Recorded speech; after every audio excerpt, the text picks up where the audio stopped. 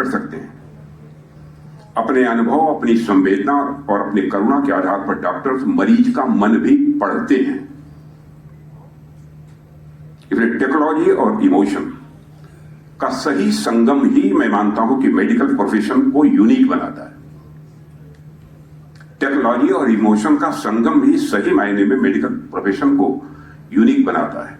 मशीनें डायग्नोसिस को बेहतर बनाती हैं, लेकिन मरीज को समझने और उसे भरोसा और हिम्मत देने का काम सिर्फ मेडिकल प्रोफेशनल ही कर सकते हैं, अन्य कोई दूसरा इस काम को नहीं कर सकता। साथियों, मुझे देखकर भी प्रसन्नता हो रही है, ये है, लेकिन यहां एक चुनौती भी है। थोड़ी देर इंटरनेट पर सर्च करने के बाद उस व्यक्ति को यह लगने लगता है उसे कोई बहुत गंभीर बीमारी हो गई है। जैसे सीधे में हल्का सा भी दर्द हो, तो हल्का दर्द भी होता है तो थोड़ी देर में इंटरनेट सर्च करने के बाद व्यक्ति वो मान लेता है कि दर्द की वजह सीरियस हार्ट डिजीज ही है, जबकि अक्सर जीआरडी, एंजाइटी या मसल स्ट्रेन की वजह से भी ऐसा हो सकता है। मैं सही कह रहा हूं?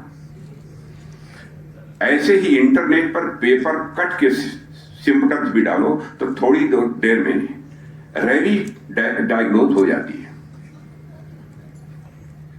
ऐसे में मरीज डॉक्टर के पास जाकर सिम्पटम्स नहीं बताता है, बल्कि अपनी इंटरनेट रिसर्च लेकर आता है और अपनी बीमारी का नाम भी बताता है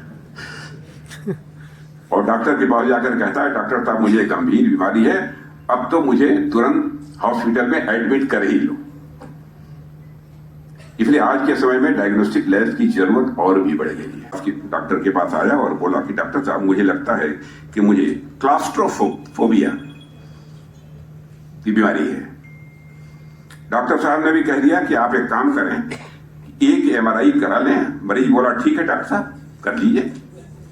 डॉक्टर साहब ने तुरंत बतला दिया कि भाई साहब आपको क्लास्ट्रोफोबिया नहीं है, वरना आप एमआरआई के लिए हाँ ही न करते।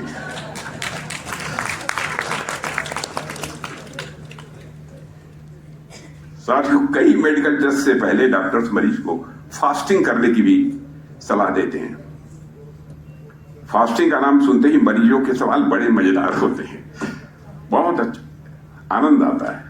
सबसे पहले उनका सवाल होता है कि फास्टिंग में पानी तो पी सकते हैं?